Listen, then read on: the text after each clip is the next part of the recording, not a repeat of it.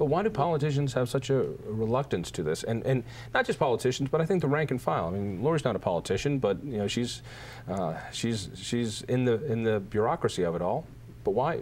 Usually there's a resistance. Why? Well, from my perspective, usually related to these school transparency bills, the objection comes down to what they say are costs and mandates.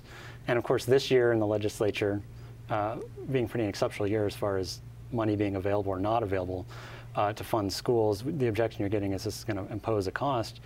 But even if these smaller school districts can't do what Jeffco does, they can pretty easily, if they use something like a QuickBooks software, export it into an Excel file that, for all intents and purposes, is just about as user-friendly. And again, we're talking about stuff that's open to the public anyway.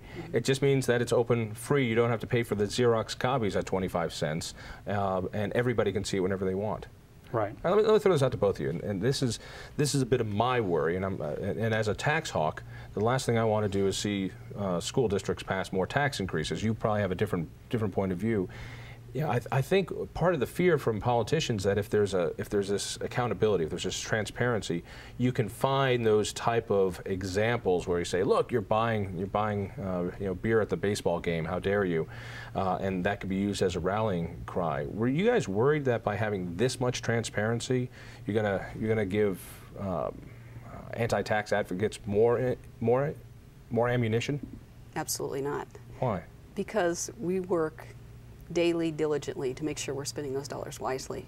Things do happen. We are a large organization, and things can happen, but there's not any secrets. And the politicians, as you refer to, that I work with, I don't think they have trepidation about us spending the money unwisely or people finding that. It's just getting there. It's different, it's new, it's more exposure, regardless of... When you say more exposure, how do you mean? More readily available. So the information is right out there in front of everybody. Here it is. It's the government's money. Everybody can take a look at all the books. And so it's new. So why is there trepidation there? Just because it hasn't been done that way before? Well, and you can't anticipate what questions are going to come, and if we're going to have the staff to manage those questions, and if we'll be able to manage it, and that would be my speculation. I can tell you from the CFO accounting perspective, we're watching things so closely. We're audited all the time.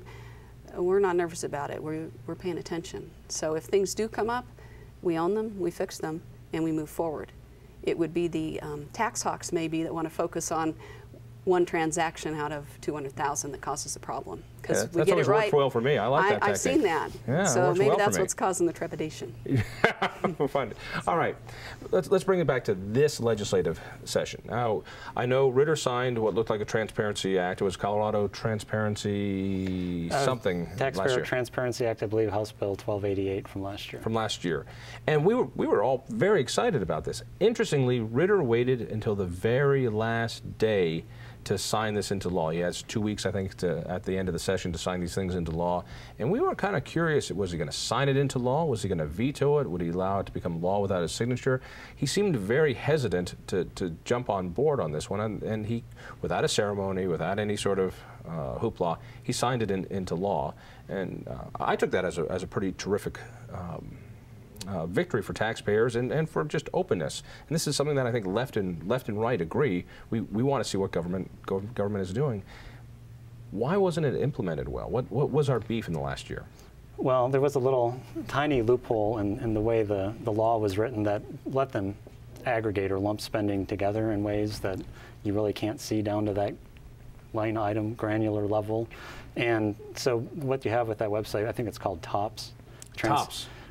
That's a cute name, TOPS. TOPS. It's really, you know, ironically, if you look at all the state transparency websites across the nation, and there's 14 or 15 states, or maybe even more now, who have these.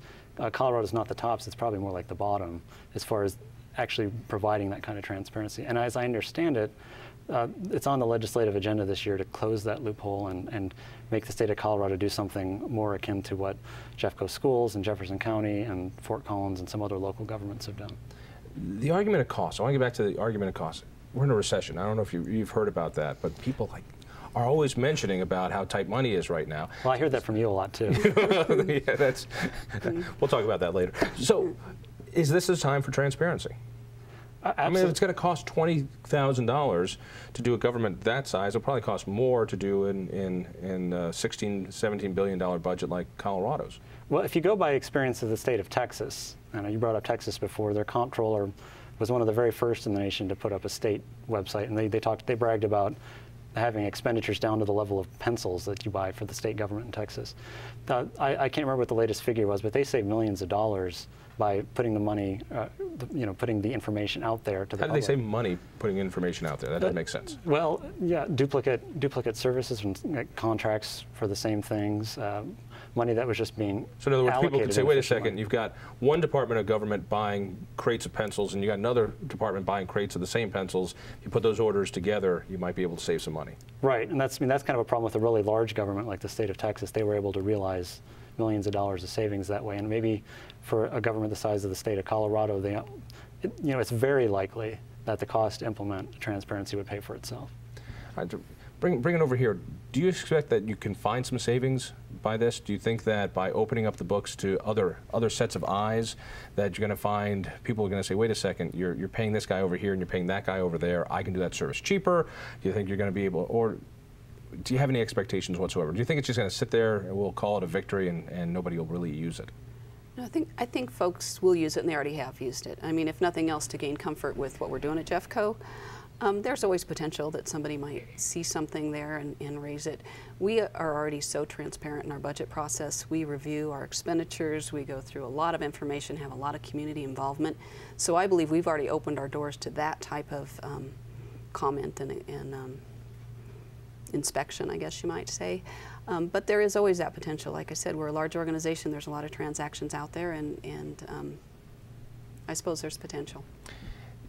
Everyone, people in Washington that have looked at this website think, wow, this is the right one. So here's my question, and put you on the spot.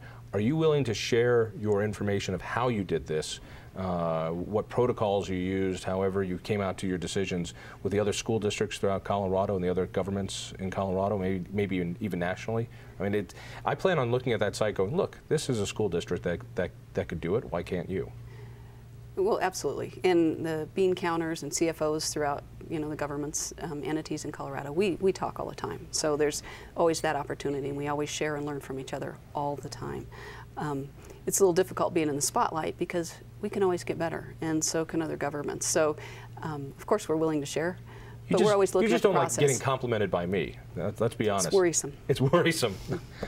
Yeah, a lot of people say that. All right. Lesson to other governments out there on this. Putting out more detail rather than less detail. So putting out the detail explaining why that you're spending the money and where the money is coming from saves you a lot of grief. So more detail is actually better, more beneficial for everybody. And not expensive. And not that hard to do. And it shuts jerks like me up, because then I got nothing to whine about when government actually puts it out there the way that they said they would. From their perspective, that might be the best advantage of all. It could be. All right. Any last thoughts? You're happy? You're proud? Mm-hmm. You can take any credit? Did you survive the show?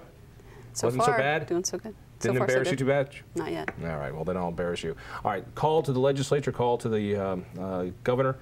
Do it right this time. It's not that hard. That's right. We can do transparency in Colorado, and we can do it well. And there it is. All right. Ben DeGrow, thank you so much. Lorie, thank you for coming on and taking a chance. I hope I was gentle. Thanks. Was it good? Wasn't so bad? All right. Why don't you tell a friend about independent thinking? Look for us on independenceinstitute.org. Some great podcasts at ivoices.org. And listen for me late nights on 850 KOA. We'll see you next week. You bamboozle, nuka, noozle, bippity, bop, You jibber jab, bamboozle, nuka, noozle, bippity, bop, I mean, you keep on talking, but you don't know where to turn it off.